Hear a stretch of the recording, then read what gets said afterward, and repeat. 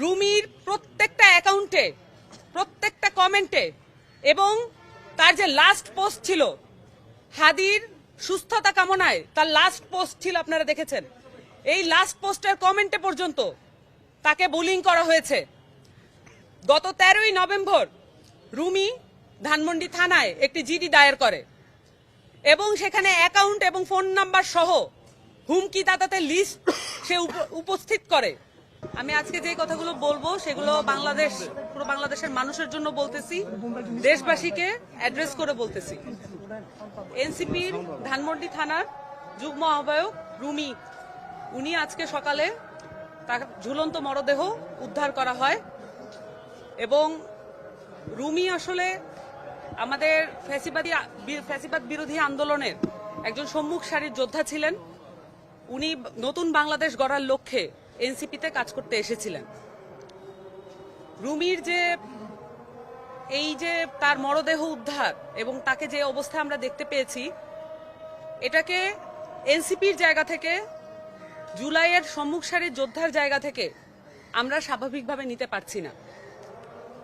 আমরা কিছুদিন আগে শরীফ ওসমান হাদি, যিনি ঢাকা 8-এর একজন প্রার্থী ছিলেন, শুধু তাই না, বাংলাদেশের ফ্যাসিবাদ বিরোধী এবং আধিপত্যবাদ বিরোধী লড়াইয়ের একজন অন্যতম নেতা ছিলেন। তিনি আমাদের মধ্যে বীর হিসেবে অবস্থান করছেন এই মুহূর্তে। আমরা তার সুস্থতা কামনা করে আল্লাহর কাছে ফরিয়াদ করছি। কিন্তু এরই মধ্যে আমরা যখন খবর পাই যে আমাদের সহযোদ্ধা রুমি, তার মরদেহ যখন আমরা এভাবে ঝুলন্ত অবস্থায় পাই, যেমনটা ভাবে হাদির মস্তিষ্ক ভেদ করে যাওয়া বুলেট যেমন আমাদেরকে ছিন্ন ভিন্ন করে ফেলেছে, রুমির ঝুলন্ত মরদেহ আমাদেরকে, এই বাংলাদেশের সকল মানুষকে এবং আমরা যারা এনসিপি সহ অন্যান্য যারা জুলাইয়ের সম্মুখ সারির যোদ্ধা ছিলেন, সকলকে এই ঝুলন্ত অবস্থায় আমরা দেখতে পাচ্ছি।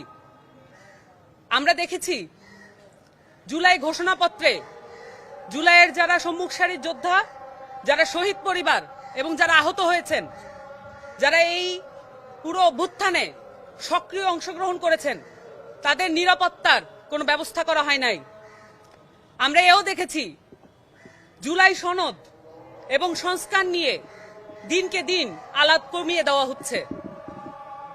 এমত অবস্থায় যখন পুরো দেশটাকে একটা এমন নির্বাচনের দিকে ঠেলে নিয়ে যাওয়া হচ্ছে, যেই নির্বাচনে কিভাবে পুলিশ বাহিনী, আইন শৃঙ্খলা বাহিনী এবং অন্যান্য যে নির্বাচন কমিশন সহ এই রাষ্ট্রীয় সংস্থাগুলো কিভাবে কাজ করবে সেটার কোনো সঠিক কোনো রোডম্যাপ নাই। একই সাথে নির্বাচন কমিশন শরীফ ওসমান হাদির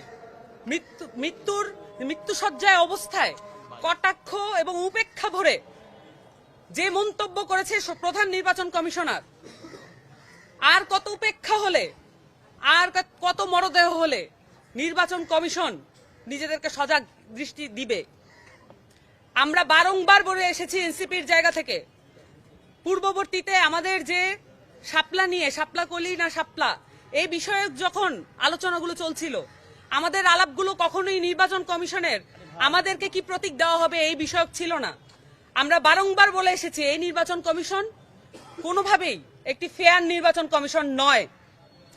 এই নির্বাচন কমিশনে যারা কমিশনার নিয়োগ হয়েছে, তাদের নিয়োগ কিভাবে হয়েছে আমরা পরিষ্কারভাবে জানতে চেয়েছিলাম।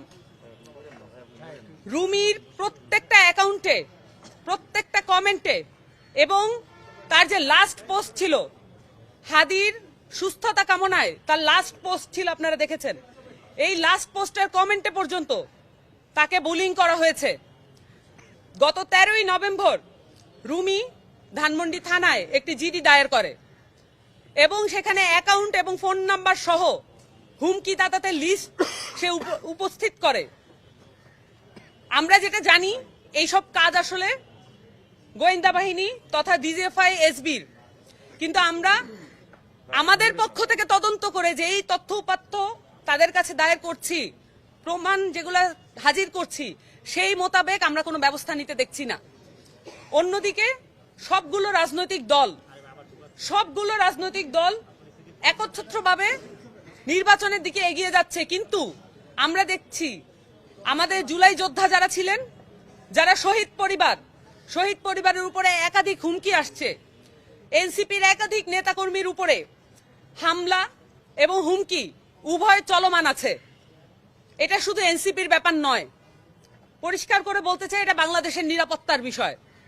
এখানে দিল্লি, পিন্ডি এবং নিউ ইয়র্কের আধিপত্যবাদ বিরোধী যত সংগ্রামী যোদ্ধা আছে সকলের প্রতি, সকলের জীবনের প্রতি হুমকি আছে।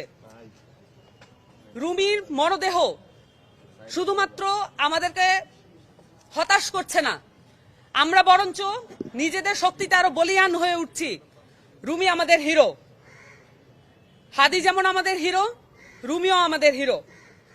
আমরা মনে করি সামনের যে আধিপত্যবাদ বিরোধী সংগ্রাম, সেখানে হাদি এবং রুমি তারা আমাদেরকে সাহস এবং শক্তিতে বলিয়ান করবে। কিন্তু তার মানে এই নয় যে রাষ্ট্রীয় প্রতিষ্ঠানগুলো, নির্বাচন কমিশনের মতো রাষ্ট্রীয় প্রতিষ্ঠান যেভাবে তারা পক্ষপাতমূলক আচরণ এই মুহূর্তেই করছে, এক এক রাজনৈতিক দল, এক এক রাজনৈতিক পক্ষের প্রতি তাদের আচরণ বিমাতা সুলভ, কোন রাজনৈতিক পক্ষের প্রতি, কোন রাজনৈতিক দলের প্রতি তাদের আচরণ সম্মোহনীমূলক।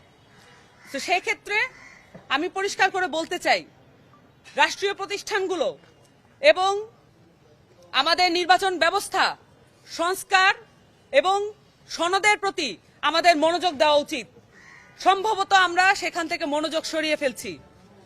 আমরা আমাদের জুলাইয়ের যত সম্মুখ সারির যোদ্ধা আছে, আমাদের যত আহত আছে এবং শহীদ পরিবার আছে, এবং সবার যারা মাঠে ময়দানে এখনো লড়াই করে চলছেন, রাজপথে যত লড়াই করে চলছেন, রুমির মৃত্যু আমাদেরকে ভয় দেয় না, আমরা বরঞ্চ সাহসে বলিয়ান হচ্ছি।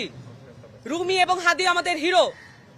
আমরা মনে করি যে আমরা শাহাদাতকে ভয় পাই না, কিন্তু তার মানে এই নয় রাষ্ট্রের যে দুর্বলতা এবং আইন শৃঙ্খলা বাহিনীর যে দুর্বলতা, একই সাথে এই ময়না তদন্ত এবং পুলিশি তদন্ত কিভাবে হবে সেটার প্রতি আমরা কিন্তু সজাগ দৃষ্টি রাখবো। এখানে কোনোভাবেই যাতে তথ্য গোপন করা না হয়, কোনোভাবেই যাতে যেসব সম্ভাবনা আমরা দেখতে পাচ্ছি সেই সম্ভাবনাগুলো যাতে আড়াল করা না হয়, এই প্রচেষ্টাগুলো ধূলিসাৎ করে দিতে হবে। আমরা একত্র আছি, আশা করি আপনারাও একত্র থাকবেন। কোনোভাবেই জুলাই যোদ্ধাদের চোখ থেকে আড়াল করা যাবে না, সম্মুখ সারির যোদ্ধাদের চোখ থেকে আড়াল করা যাবে না, তরুণ জনগোষ্ঠীকে চোখ থেকে আড়াল করা যাবে না। তাদের নিরাপত্তার দায়িত্ব আমাদের সকলের। এটা রাজনৈতিক দল বা ব্যক্তি বিশেষের স্বার্থের ব্যাপার নয়, এটা বাংলাদেশের স্বার্থের ব্যাপার।